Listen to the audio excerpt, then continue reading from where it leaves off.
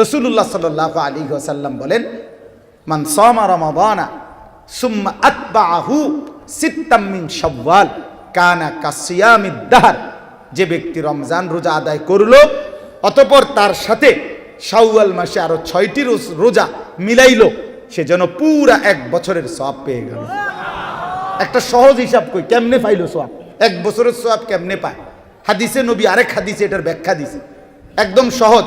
যেই কোনো নেক আমল আল্লাহ তাআলা কমপক্ষে 10-এর কমে নেকি দেয় না। এই যে ডান কাদের ফেরেশতা যিনি লেখে, এবড়ার কাছে যে খাতা, এই খাতাতে 1 2 3 4 5 6 7 8 9 এই পর্যন্ত কোনো সংখ্যা নাই। না এনে নাই, এইটা কথা বোঝেন না? এমনি 1 থেকে 9 পর্যন্ত ঘর এবড়ার কাছে নাই, এনে নাই। এইটা এবড়া শুরুই করে 10তে, ডান কাদের ওয়ালা শুরু করে কততে, এটা এরপরে বাড়ে। আল্লাহ পাক দিলের হালাত দেখা বাড়ায়, কাউরে 70 700 7000 70000 7 লাখ 70 লাখ 7 কোটি 70 কোটি 70,000 কোটি। কারো বেলায় আল্লাহ ফেরেশতারে বলে, তুমি লেখো না, ফাটতা না, আমি লেখো। এটাও হাদিস আছে, সাআতুবু। ডান কাদের ফেরেশতাকে আল্লাহ বলে, আমি লিখবো, আমি লিখব। তাহলে 1 এ 10 কমপক্ষে, 1 এ কত? 10। তাহলে 1 মাস রোজা রাখলে রমজান 10 মাসের সমান সওয়াব। এই হলো 10। আর 6টা রোজা রাখলে 1 এ 10 মানে 60। 6 রোজায় কয়টা রোজা? 60টা রোজা। তো 60 দিনে কয় মাস? তো আর আগে আছে কত মাস? 10 মাস। 1 মাসে কয় মাস? 10 মাস। আর 60 দিনে কয় মাস? মোট কয় মাস হইল? এই তো বুঝছেন? এমনি বুঝাইলে সহজ। হাদিস এটা নবীজি এভাবে বুঝাইছেন। রমজানে 10 মাস আর 6 রোজায় 2 মাস, এই মোট হইল কয় মাস? 12 মাস। তাহলে ইনশাআল্লাহ এই রমজানের পরে এই 6টা রোজা রাখবেন। কিতাবের মধ্যে লাতাইফুল মাআরিফ ইবনু রজব হাম্বলি রহমতুল্লাহর লিখিত বিখ্যাত কিতাব, এখানে উনি এই 3টা কারণ বলছে 6 রোজা রাখলে 3টা লাভ। 1 নাম্বার, হাদিসে আছে যে ব্যক্তি কোনো বান্দা ফরজ এবং ওয়াজিবে যদি ঘাটতি হয় নাম ইবাদতে, তাহলে সুন্নাত এবং নফল দ্বারা সেই ঘাটতি আল্লাহ পূরণ করে দেয়। এজন্য রমজানের 30 দিনের এই রোজায়, ফরজ রোজায় যা ঘাটতি হয়েছে, ত্রুটি বিচ্যুতি, এই 6 রোজার এই নফল দ্বারা আল্লাহ তাআলা সেই ঘাটতি পূরণ করে দেবে। 2 নাম্বার লাভ হইল, কোনো ব্যক্তি একটি ইবাদত করার পর পুনরায় ওই ইবাদত আবার যদি করতে পারে, তো এটা প্রমাণ করে হাদিসের বক্তব্য অনুপাতে তার পিছনের ইবাদতটা আল্লাহ কবুল করেছেন। কথা বুঝছেন? আপনারা একবার সুবহানাল্লাহ বলেন তো, আবার বলেন, আবার বলেন, আবার বলেন। এ দ্বিতীয়বার, প্রথমবার একটা কবুল হয়েছে দেখে বলার তৌফিক পাইছে। দ্বিতীয়বার একটা কবুল হয়েছে দেখা তৌফিক পাইছে।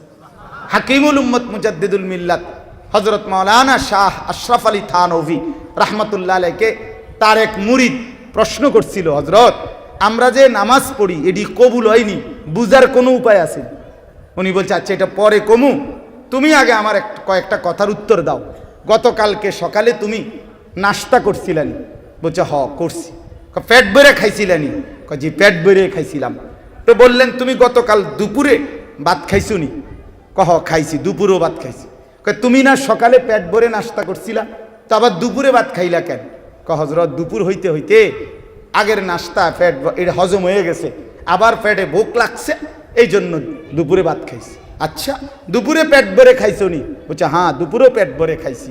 তো রাতে আবার ভাত খাইছো নি? হ্যাঁ রাতেও খাইছি। কেন খাইলা? তুমি না দুপুরবেলা পেট ভরে খাইলা, তা আবার রাতে খাইলা কেন?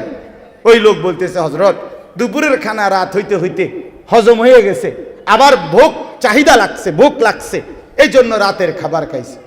হাকিমুল উম্মত থানভী রাহমাতুল্লাহ বলে, ঠিক এরকম ভাবে কোনো ব্যক্তি ফজরের নামাজ পড়ার পরে যখন জোহরের নামাজের ওয়াক্ত হয়, এবার যদি তার দিলে জোহরের নামাজ পড়তে মন চায়, আল্লাহর ঘর মসজিদে ঢুকে, তো এটাই প্রমাণ করে ফজর কবুল হইছে, জোহরের ভোগ তৈরি হইছে। জোহরের চাহিদা আসরে আবার গেলে প্রমাণ হয় জোহর কবুল হইছে, আসরের চাহিদা তৈরি হয়েছে। হ্যাঁ, কি মজার কথা না, সুন্দর কথা না এটা? তো ঠিক রমজানের 30 রোজা রাখার পরে যে ব্যক্তি পুনরায় এই মাসে আবার 6টা রোজা রাখতে পারবে, প্রমাণ হবে যে এই রোজার পরে সে আবার আল্লাহ তাকে পুনরায় রোজা রাখবার যে তৌফিক দিলেন, এটাই প্রমাণ করে পিছনের রোজা কি হয়েছে, কবুল হয়েছে। অতএব 1 নম্বরে হলো ঘাটতি পূরণ হবে ফরজ রোজা, 2 নম্বরে রমজানের রোজা কবুল হওয়ার একটা বাহ্যিক লক্ষণ 6 রোজা আদায় করার তৌফিক, আরেকটা হলো শুকর আদায়।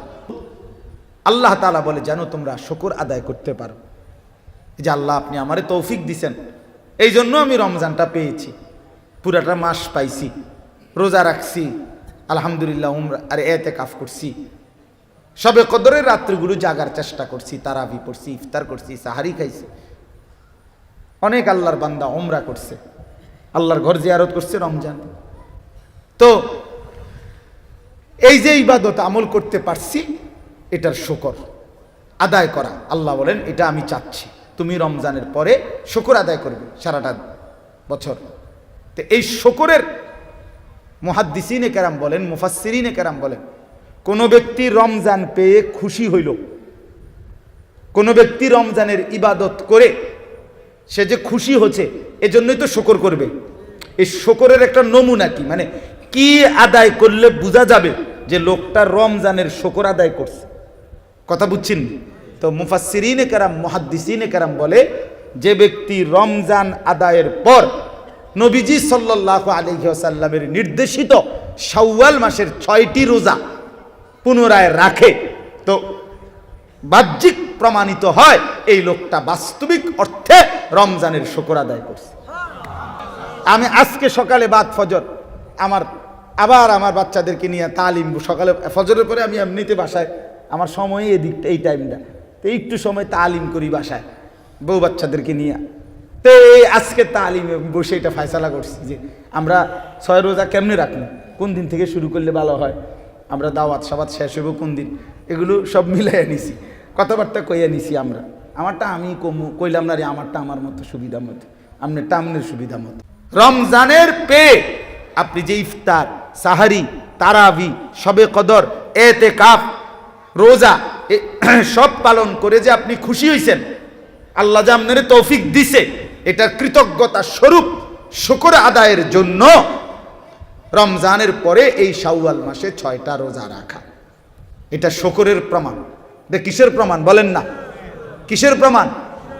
নবী সাল্লাল্লাহু আলাইহি ওয়াসাল্লাম শুকর হিসাবে সারা রাত জেগে তাহাজ্জুদ পড়তেন, সারা রাত লম্বা দাঁড়িয়ে থেকে তাহাজ্জুদ পড়তেন, কিয়াম করতেন, রাত্রিবেলার নামাজ পড়তেন আর চোখের পানি ফেলতেন।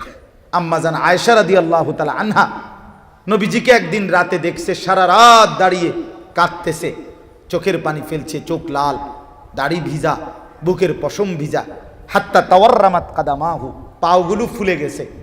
সকালবেলা আম্মা জান আয়েশা জিজ্ঞেস করছে, ইয়া রাসূলুল্লাহ, এতটা রাত আপনি জাগলেন কেন, এভাবে কাঁদতেছিলেন কেন, আপনার তো কোনো গুনাহ নাই, আপনি কেন এত কাঁদেন, আপনি কেন এত লম্বা দাঁড়িয়ে থাকেন? এ নবী সাল্লাল্লাহু আলাইহি ওয়াসাল্লাম তখন আয়েশাকে বলছে, আয়েশা তুমি জানো আমি সেই মুহাম্মদ, যে মুহাম্মদ জন্মের আগেই বাপকে হারাইছিলাম, আমি সেই মুহাম্মদ যে 4 বছর বয়সে মা হারাইছিলাম, আমি সেই মুহাম্মদ যে 8 বছর বয়সে দাদাকেও হারাই ফেলছিলাম। আমার মা ছিল না, আমার বাপ ছিল না, আমার দাদা ছিল না, আমার মাথার উপরে কোনো অভিভাবকের ছায়া ছিল না। আয়েশা, এমন এক এতিম অসহায় আমি মুহাম্মদকে যে আল্লাহ তামাম কায়নাতের সর্দার বানাইলেন, রাহমাতুল লিল আলামিন বানাইলেন, সমস্ত নবীদের সর্দার বানাইলেন, এত মর্যাদা যেই মনিব আমাকে দিলেন, আমি কি সেই মালিকের শুকর আদায় করব না?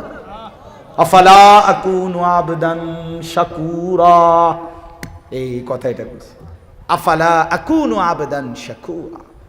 আয়েশা, আমি কি কৃতজ্ঞ শুকরকারী বান্দা হব না? আরে বলো কি, আমি কি আমার মনিবের শুকর করব না? অতএব যার ভিতরে রমজান পেয়ে খুশি এখন রমজান পেয়ে খুশি কে কে বলেন তো হাত উঠে। আপনারা রমজানে জীবিত ছিলেন তো? কথা কয় না। জীবিত ছিলেন? মারা যান নাই তো রমজানে? হাত নামান। অতএব আমরা সবাই খুশি কিনা? এই খুশির প্রকাশ শুকর দ্বারা। খুশির প্রকাশ কি দ্বারা? সেই শুকর আদায় করব আমরা ইনশাআল্লাহ 6টা রোজার দ্বারা।